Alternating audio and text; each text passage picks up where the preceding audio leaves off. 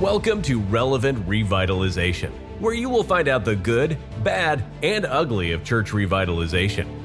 You will hear from pastors who have been through the revitalization experience, experts in the field, and much more, all with the goal of equipping, encouraging, and engaging you, your leadership, and your congregation to see God breathe life in your church. Now, let's get into some relevant revitalization. Welcome back to another episode of Relevant Revitalization. I'm your host, Matt Coyne, and today I have the privilege of speaking with Dave Miles, founder of VitalChurch Ministry, and someone I have had the honor to work alongside firsthand in the revitalization process and journey. You're going to see by the end of this conversation today that Dave has a clear passion to see God breathe new life into dying churches. Dave, thank you for being part of the show today. How are you doing? Well, not too bad. I told you, as I mentioned earlier, got some physical issues going on here, but that's just the way it goes as you get older. You know, you kind of start falling apart, and if you don't come to grips with it, it's sort of it's just a tough way to live. But yeah, I'm doing pretty good out here this winter time. It's pretty fun. It's a good time.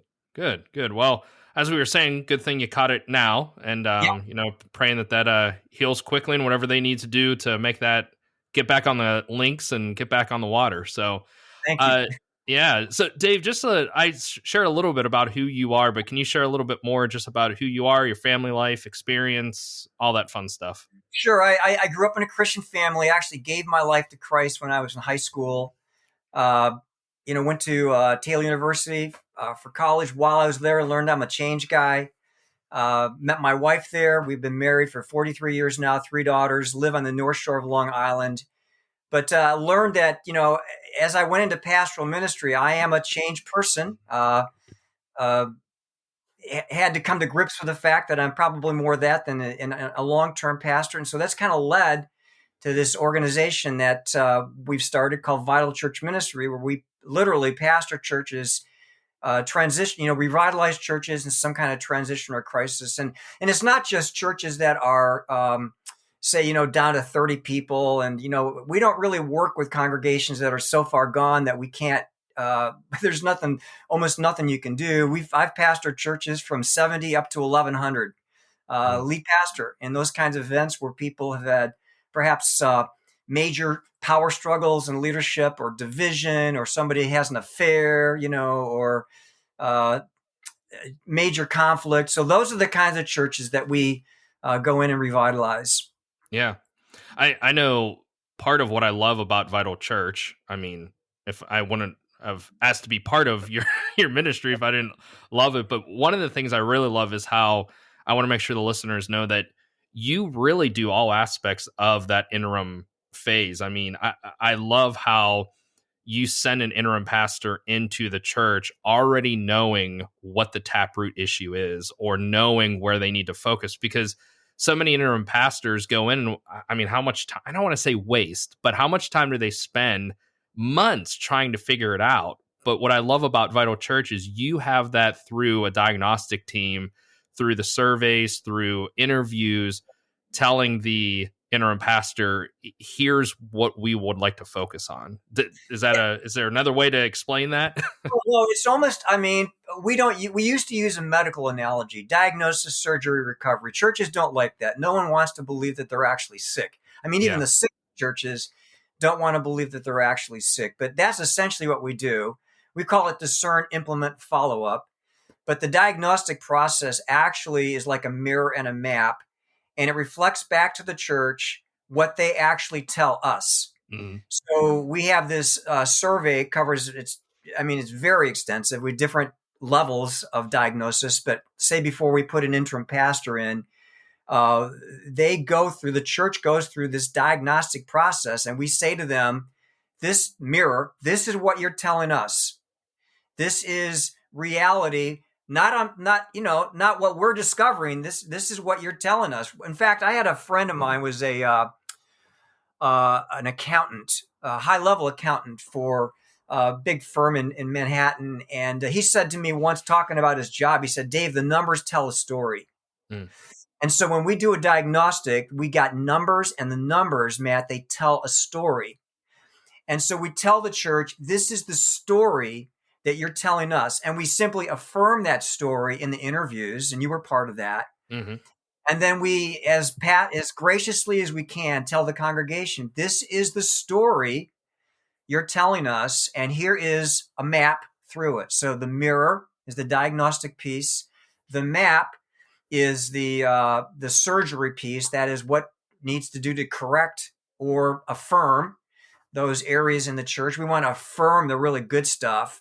Mm-hmm. I mean, we want God's correction or God's solutions to the problems in the not so good stuff. And then we follow up with them when we're done, because we really do want the churches to become places where Christ is made known, disciples are made, and people are loved for the kingdom of God and the glory of God.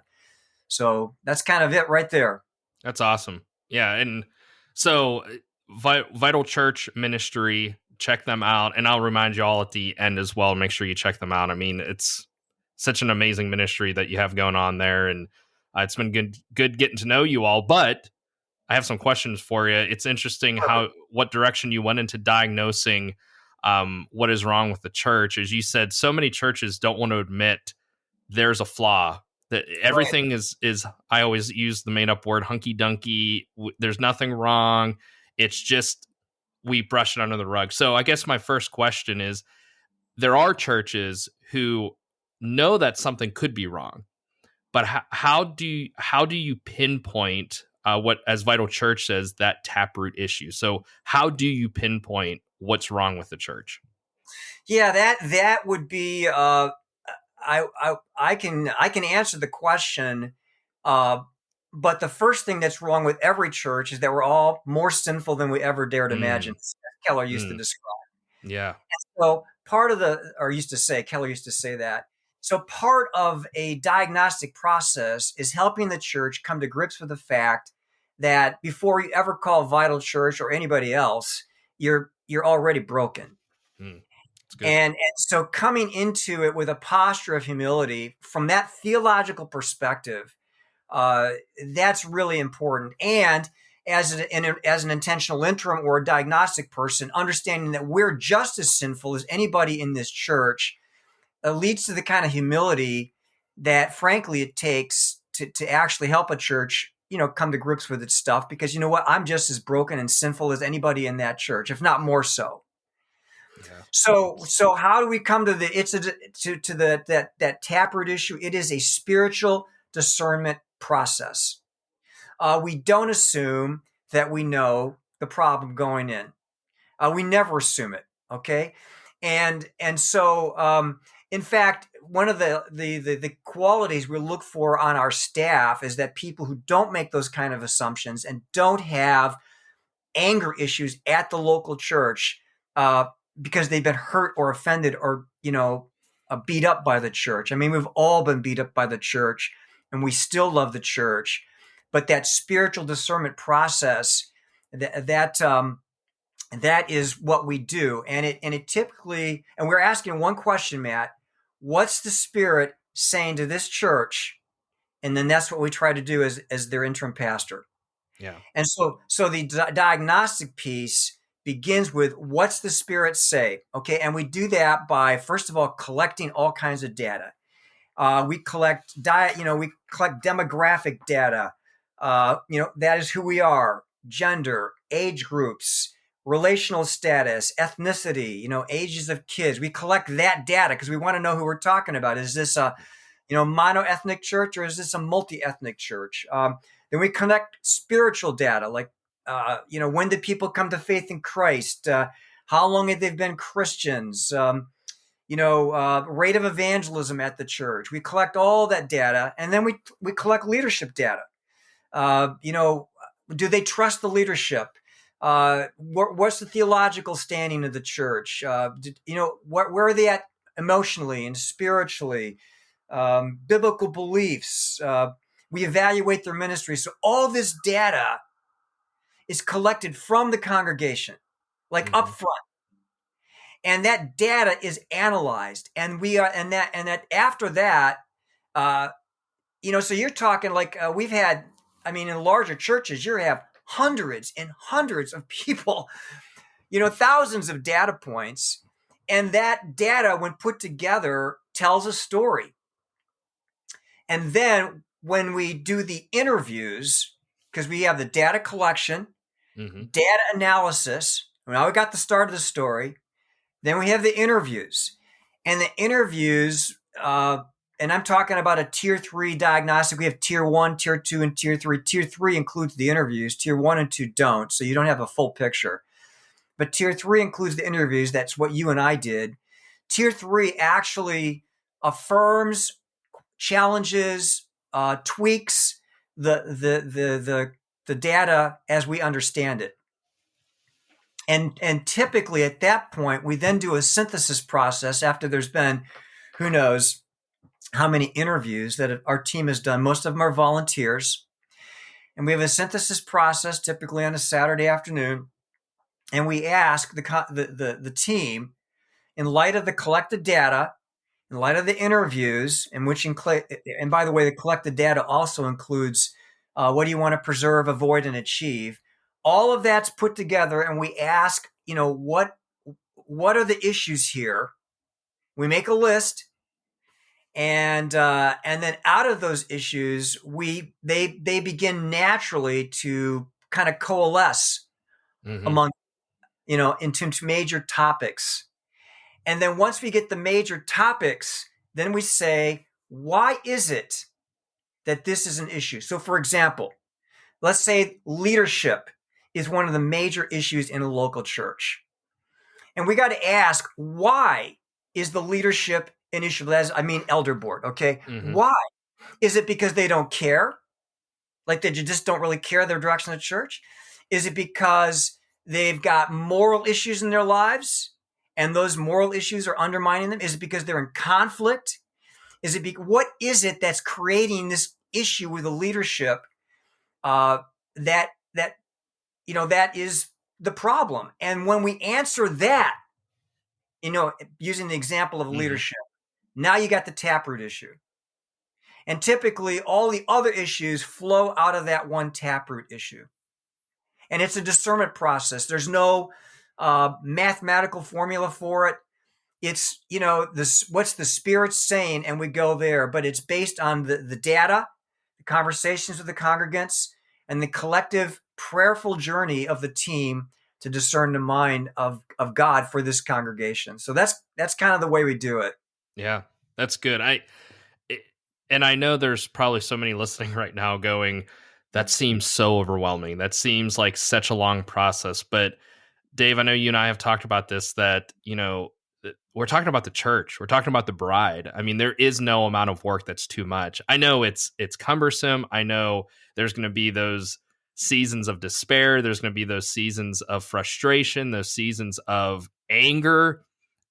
But again, we're doing this for the bride of Christ. And so if you're listening, just saying this seems overwhelming, now, Dave, please let me know if I'm wrong here, but don't be discouraged. I don't think Dave is saying it has to be a consultant, especially if there's some churches out there that are going, Dave, from my area, there are multiple churches that have 15, 20 people. Right. And they're going, how do we even begin? How do we even do this? So do you have anything, I guess, to add for those churches that are literally on the verge of death? Yeah. One of the things that I love about Vital Church is that our staff love the church. They Seriously. Do. Yes. They love the church. They love the body of Christ. All of us, as pastors, have been hurt by the church. And to be very frank with you, we've hurt the church.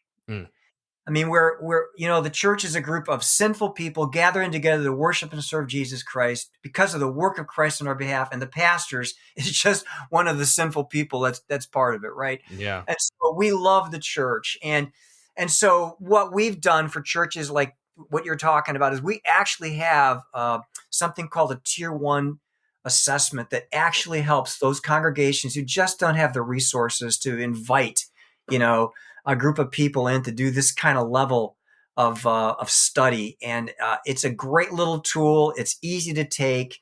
And so we're trying to meet the needs of all kind of churches. That's awesome. It's called tier 1. You can go on. I'm not supposed to like promote this thing, right? No, go ahead. No, I want to provide resources. Yeah. There you go. Okay, VitalChurchMinistry.org. Go on. There's the diagnostic link. Hit it, and that'll take you to the tier 1. It's called Vital Signs, I think is what it's actually called. I might be wrong.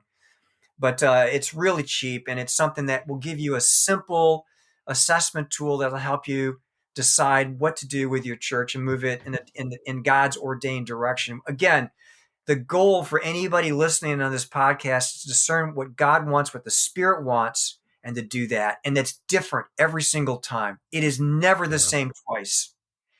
And so, in fact, we believe the Spirit wants to move in every church possible. And so we believe that, live that out, and hopefully provide it for those congregations that can't bring us in, to the degree that we're talking about. Yeah.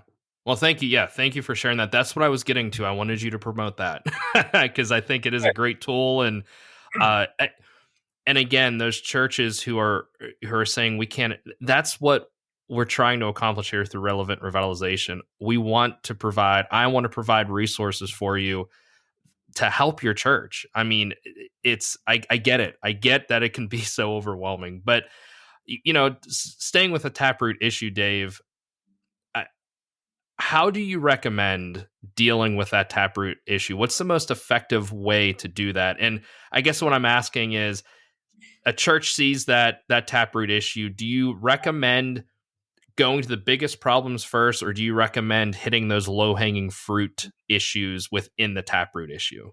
That is a really good question. Every church is different, and the response of the leadership is different every single time. There have been times where they won't let you start unless you start with a low-hanging fruit. Say a church that's not traumatized by a split or a conflict, or the pastor has an affair or commits, we know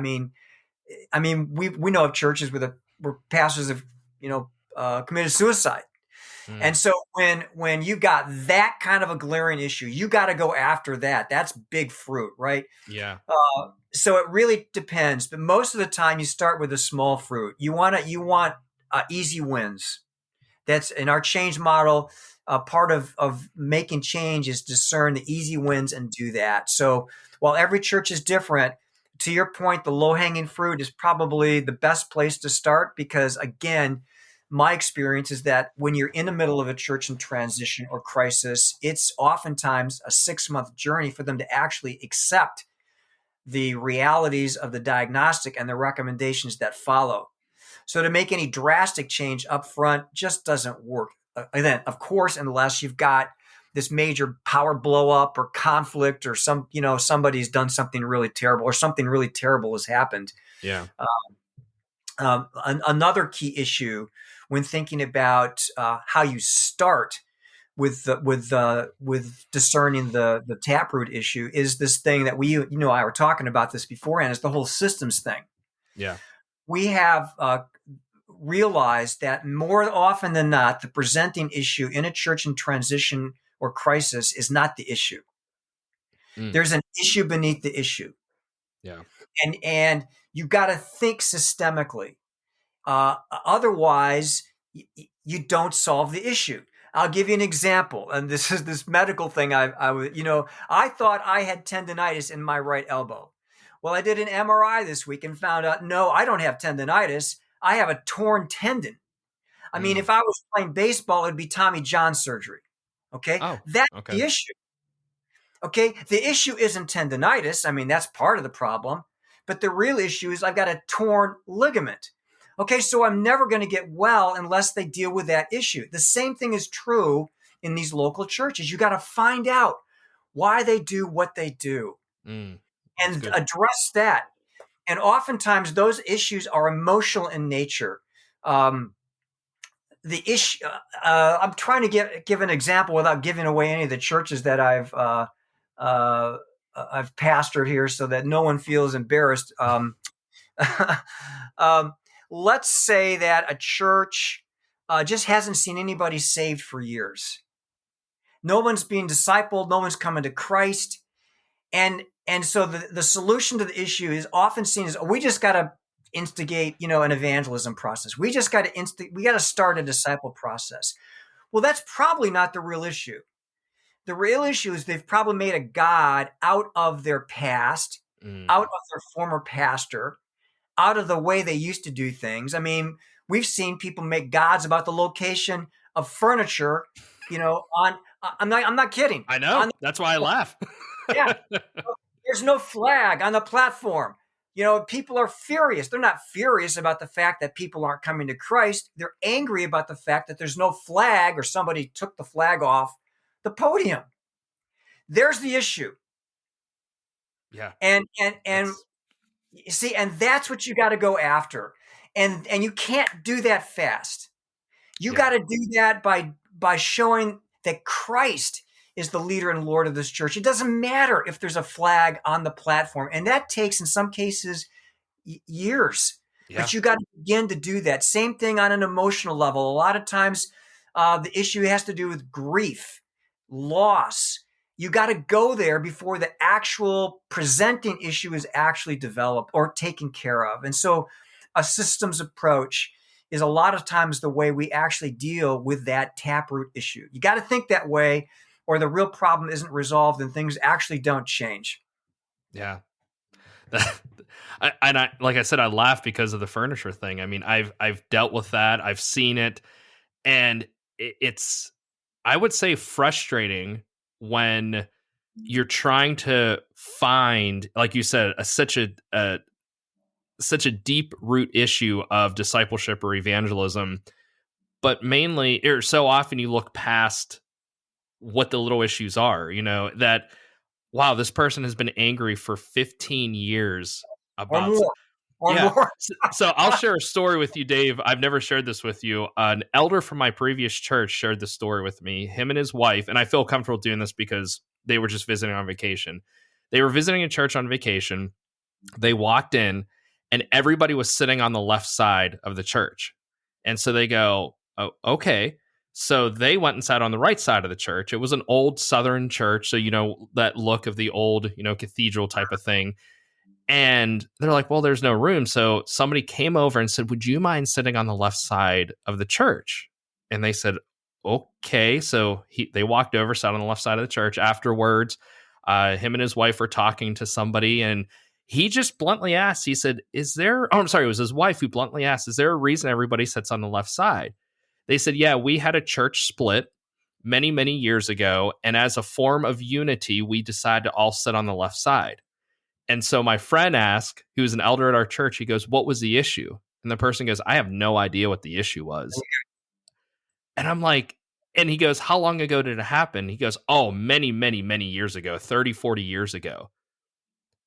And I think that's a perfect example of we as sinful humans get in the way of God's calling and purpose and command on the church. We are more worried about, as you said, a flag on the stage, pews versus chairs, something that has a plaque. Don't even get me started on the plaques in the church. Right. We are making those the golden calves instead of getting to that deep root issue. So and what we've discovered the hard way, and I mean, I wish I could say that we are perfect. We've made a lot of mistakes. We've hurt people, Matt. Mm-mm. And it's embarrassing to say, but it's true. But what we discovered the hard way is the number one problem that we deal with in local churches, diagnostically speaking, is idolatry. One problem. Yeah. And so you got to go there. We call it the unholy trinity: idolatry, conflict, and power. And so in almost every church that we go to, that unholy trinity is evident. So when you're diagnosing the problem, you're looking for that. We used to go, where's the idol? We don't even assume. We don't even just look for it. We know it's there. Yeah. The question is, what is it? And then how are we going to address it? And it's got to be done on a holistic level. And it's not just, Christians are more than willing to change, maybe say, believe the truth. Their mind, they believe the truth. Their will, they try to do what's right or wrong. But that emotional piece, the feeling of grief and loss, that often accompanies a church in some kind of transition or crisis, you've got to deal with that stuff. Yeah. as part of getting to that, taproot issue, or it just doesn't change. And I think this is probably one of the more difficult tasks of pastors who go to churches in some kind of transition or crisis, is what is it that I'm going to do, to get this thing going? And we like the diagnostic process, Matt, because it actually opens that up right out of the bat, right out of the chute, right? Yeah. No. Oh, this is more than likely what I got to deal with. And then you can begin to address it, often through preaching, modeling, pastoring, and so that's kind of that's our methodology right there. Yeah. I don't think there's side of the church thing. That's a story worth repeating. Yeah. Yeah, I've shared that many times. I think it's a very good example of how past hurts can affect churches for generations, or whatever that looks like, and the damage that it does, all because of us as sinful humans. Dave, I love that you are willing to be vulnerable and say that you've hurt people. I've hurt people. I wish that wasn't the case. I've said many times, it's a shame as a pastor to admit that I don't read the Bible as much as I should. I don't lead the way I should. I'm selfish. I'm prideful. But I think I have to continue to admit that out loud, or that's when the pride will stay. I had a mentor say, remain humble, pray to be humble and teachable. And I do every day, and yet I fall short. And I think that's so important as pastors. You talked about the past and about change, and I've had to stand in front of my congregation and apologize, to say, I implemented this change. I thought it would be good, and it wasn't. And I'm sorry for that. And so I think as pastors, we need to be willing to apologize to our congregation. And in fact, I would say one of the keys to being an effective, I'll say, intentional interim pastor, is being able to stand up in front of people and tell them that you've screwed up, because it gives them then the right to admit that they've screwed up. Yes. And so if I'm not walking in brokenness and vulnerability before God and man, how can I expect other people to do that? And making ourselves out to be the hero is not the way that we serve the church best when it's in transition. It's coming along broken, letting the gospel shape us at every part in our lives. Yeah. God gets all of us when we come to faith in Christ, and we're simply inviting other people who are broken like us to experience that same grace. That grace drives everything, right? And what motivates us? Grace. I mean, I'm motivated by beauty and grace. I'm not motivated when somebody points their finger in my face and screams at me. And so when we do this diagnostic process, we're trying to get to the root issue, and we try as gracefully as possible. Sometimes we screw up, but as gracefully as possible to say, hey, this is really what's going on here. And would you consider these realities? And here's a way through it. Yeah, that's good. Thank you for sharing that. I know this is a tough conversation to have, especially somebody listening who says, I'm going through this. I get it. But it's not always so easy to find that taproot issue. It's, I know that can sometimes be, again, through Vital Church, look at the process to go through to find it. And sometimes churches who are going, I'm trying to figure it out for myself, trying to find that taproot issue. Dave, if a church is having trouble finding what is wrong or what's not working within the church, what do you recommend they do? Well, first of all, I'd say get super curious. Now, this is brutal if you're a leader. Yeah. But get super curious and ask God, what is going on here? Now, when you look at Revelation 2 and 3, 5 of those churches got serious issues. And Jesus was more than willing to tell them, hey, this is this and this is that, admonition, and affirmation. Every one of those churches, 5 of the 7 got admonition and affirmation. Mm-hmm. And so I would say start out by getting curious and ask God, what is going on here? Being open to what God is saying to you, and be open to the point where if you're the problem or part of the problem, you can own it, Mm, which means you really got to anchor, uh, your quest in the gospel. You've yeah. got to anchor in the grace of God for your own life, that God does want to heal. And the gospel gives you freedom to face the reality of your life at whatever level, you experience it. And so a lot of times too, another thing I would say, if people are struggling, finding out what's wrong is being willing to call sin sin. Mm, it's good. And a lot of times what's wrong is sin, and no one wants to call it sin, Yeah. you know? And like when my marriage, when I had to face some stuff in my marriage, I had to call it what it was. The way I was a husband was wrong. It was sinful. Um, and so you got to be willing to do that, and don't pretend. I mean, even if people are angry, you can't pretend if you want to fix things. Yeah. If you want God to fix things, it can't be okay to not be okay. I mean, Yeah. that didn't come out right. It's got to be okay to not be okay, but to not be okay can't be okay. Does that make sense? Yes. I know You what know, yes, it does. it's not good to allow this ongoing conflict, ongoing immorality, ongoing power struggle, or power plays to happen. And sometimes when we look to resolve conflict like that, it feels like it creates more conflict, because what Yeah. we've got is a false peace. And so what you want to do is break the false peace, so the real peace of Jesus Christ can move into the life of the congregation. And that is, again, uh, ask God. Believe me, He's probably going to show you what it is. And if it's you, own it, because it might be Yeah. you. It's I like that you say that, because I've always thought of it this way. There's the saying, every family has the crazy one, and if you can't pinpoint who it is, it might be you. Yeah, I yeah, feel I feel like in this case, if you yeah. can't pinpoint it, like you said, do I mean be curious. I mean, do a self check. And Right.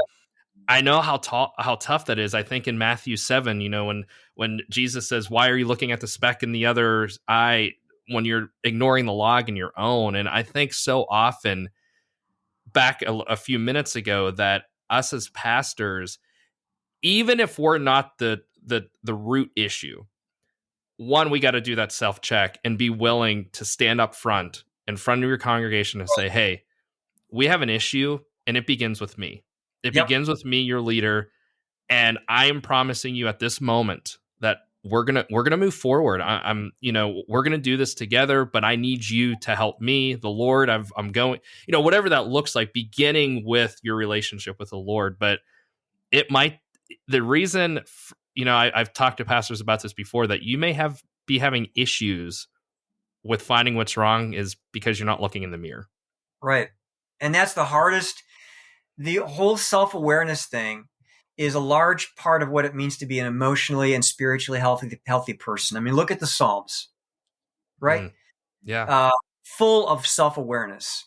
You look at David versus Saul. Saul was unaware of what was going on in his life. David, very much aware, to the point that he puts a song, in the Psalter saying, "I committed adultery and basically killed one of my best friends." To take. I mean, we sing about it, right? It Yeah. was their hymnal back in the day. And so facing that stuff is really, man, it's brutal, Matt. But that, to your point, that is part of what it takes to get to that taproot issue. If you're having a hard time figuring it out, Yeah. it's tough.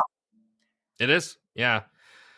Well, Dave, I know I have some more stuff for you, but I think if we go into that, we're going to be an hour long here. So, I'd love you to join me for another show. If you wouldn't mind, for us to talk a little bit more about this revitalization journey. But before we head out, as I always remind everybody, Promotions Guy has made it possible for us to give away a few copies of, in this case, Dave's favorite resources. So we're going to give away 3 books today: The Great Dechurching by Jim Davis and Michael Graham, The Prodigal God by Tim Keller, and The Emotionally Healthy Leader by Pete. How do you say that? Scazzaro? Yeah, Scazzaro. Yeah. And so these are 3 books that I asked David off the air. I said, what are some resources that we could provide free for our listeners? And I think that is a good array of books. So leadership, our own discipleship, and as well as kind of a social study with the Great Dechurching. So so all you got to do is, I don't do anything gimmicky. I just have to know who's interested. So I'm going to post on the socials. You just have to like that post. That's all. Just so I know you're interested in these resources, and we'll get them out to you. Again, a little bit about Ryan over at Promotions Guy. They print anything from golf balls to t-shirts, anything for your church and ministry. Ryan is a strong Christian. He loves the Lord. He loves the church. And so I'm excited to be in partnership with him through this. So Dave, thanks again for taking time out of your busy schedule. I know we're going to get back together, which I'm excited about, but do you have any parting words of encouragement for our listeners?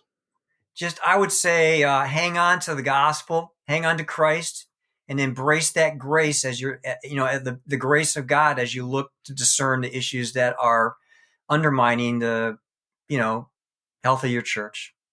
Awesome. Well, again, thank you.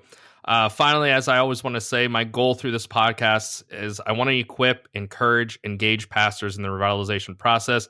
Please be sure to reach out to me on Facebook if you want to chat about revitalization in your church, or if you just need to talk to someone. Again, we know this is a tough season to be in if you're in the revitalization journey, so I'm here for you. Be sure to visit VitalChurch Ministry and see what Dave's has going on over there. Again, I can say firsthand, with working and serving alongside him and his team, it is effective. It is a great process that they go through, and it is most importantly God-honoring in what they do. So this is Relevant Revitalization with Matt Coyne, and we'll see you back here next week.